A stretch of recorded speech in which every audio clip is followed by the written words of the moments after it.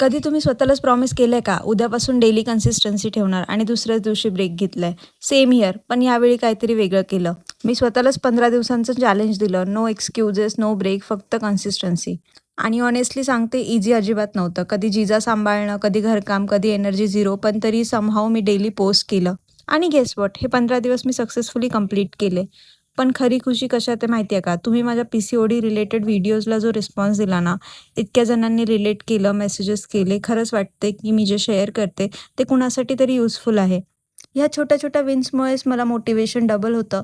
आजचा दिवस पण प्रोडक्टिव्ह होता. इव्हिनिंगला मी एक लाँग व्हिडिओ शूट केला, ज्यात मी जिजासाठी न्यूबॉर्न स्टेजमध्ये Meeshoवरनं घेतलेले प्रॉडक्टचा ऑनेस्ट रिव्ह्यू शेअर करणार आहे. तो व्हिडिओ मी अजून पोस्ट नाही केला, पण लवकरच येणार आहे.